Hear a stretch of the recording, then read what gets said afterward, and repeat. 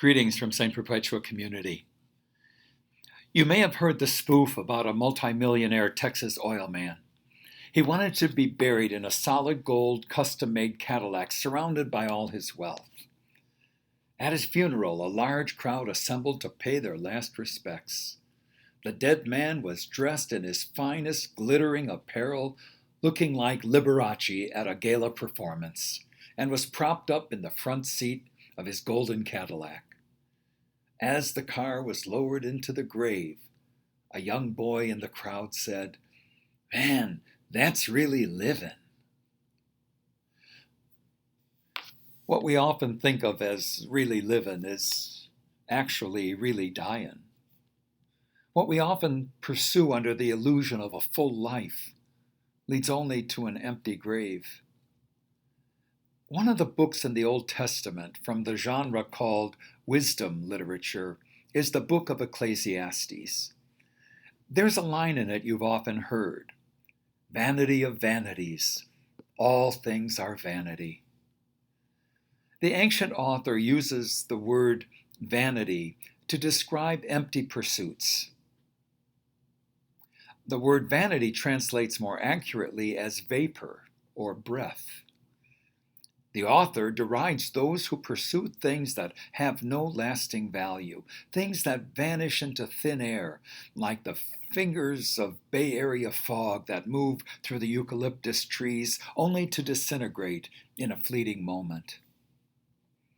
Without some reference point in our lives to the transcendent, we can easily fall prey to the lure of wealth or security or the trap of our own ego, always trying to position itself as the center of all things. Something that the current pandemic has forced us to realize is how little control we have over life. We're all familiar with the artistic rendering of the coronavirus, that silvery globe with bright crimson spikes and orange and yellow dots. It looks menacing and massive, but in fact, the novel coronavirus is about 1/10,000th the size of the period that ends this sentence. This minuscule particle has laid the world low and all Earth's inhabitants with it. It's impossible to comprehend the mysteries of the universe. Human life apart from God renders all of us foolish. Every aspect of our identity is futile if viewed apart from God. I recall a summer evening after dinner at a friend's as we stood on his patio overlooking a vast canyon in Castro Valley, watching a ringtail hawk soaring over the hillside. A beautiful home, a secure retirement after years of public service, a gorgeous view, a loving wife, and trusting relationship. Man, this is really living, I thought to myself, with that tinge of envy. This guy's got it made.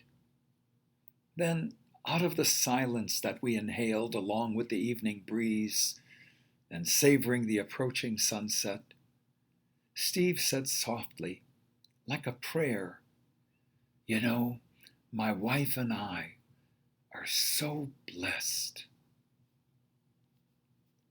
I recognized it at once.